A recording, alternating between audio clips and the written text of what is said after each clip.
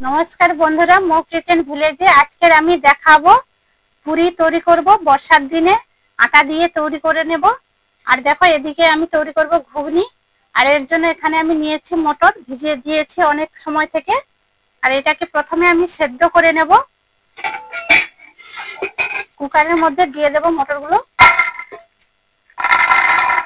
দিয়ে দেবো আলু,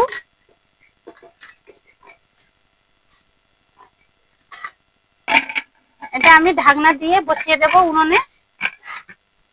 এখানে আমি নিয়ে নিয়েছি আটা, আটার মধ্যে দিয়ে দেবো লবণ পরিমাণ মতো।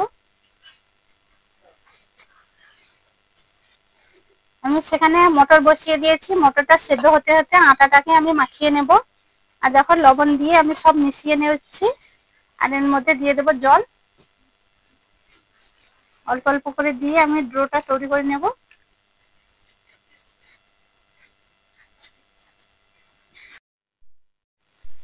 আমি আটাটাকে ভালো করে থেঁচে নিয়েছি। আর এটাকে ছোট ছোট করে আমি একটু লেচি কেটে নেব। আর এটা দেখো নরম করে আমি তৈরি করে নিচ্ছি। আমি এর মধ্যে দিয়ে দিয়েছি আটা, ছড়িয়ে দিয়েছি। আটাগুলো দেওয়ার জন্য জড়বে না। আর দিয়ে দিচ্ছি লেচিগুলো। আমি এই মতো করে কেটে নেব, গোল গোল করে। আর খুব একটা বড় করব না,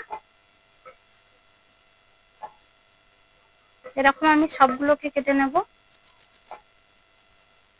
আমি সবগুলো কেটে নিয়েছি। আর এর মধ্যে বেলে নেব, দিয়ে দেবো আটা। আটা দিয়েই আমি বেলবো।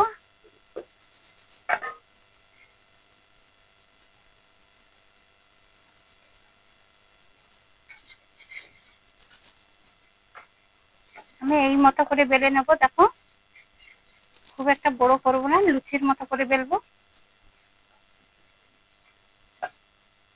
আর খুব একটা পাতলাও করবো না, এই মতো মোটা থাকবে। দেখো এগুলোকে আমি বেলে নিয়েছি। আর কড়াইতে তেল বসিয়ে ভেজে নেব। এদিকে আমি কড়াইতে তেল গরম করে নিয়েছি। আর এটাকে আমি দেব তেলের মধ্যে। দেখো জাস্ট হালকা একটু চাপ দেব। দেখো খুব সুন্দর ফুলে যাচ্ছে। দেখো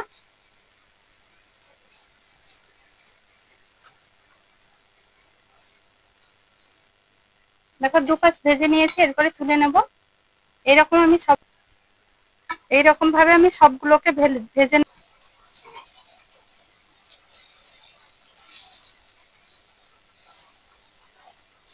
দেখো খুব সুন্দর ফুলে যাচ্ছে।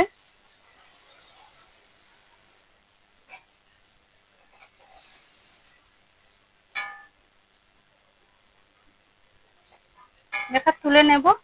আর এইরকম বর্ষার দিনে যদি এরকম ফুলকো পুরি থাকে আর কিছুই লাগবে না বাড়িতে। দেখো এইরকম করে আমি সবগুলো। এদিকে মটর আর আলু সেদ্ধ করে নিয়েছি। দেখো আলুর মধ্যে ঘুগনিটা তুলে নেব। দিয়ে দিচ্ছি রসুন, আদা আর সব রকম মশলা দিয়ে আমি কষিয়ে নিয়েছি। দেখো মশলা থেকে তেল ছেড়ে গেছে, দিয়ে দেবো সেদ্ধ করা মটর। দিয়ে অল্প একটু লবণ দেবো, আগে থেকে সেদ্ধর সময় লবণ দেওয়া ছিল।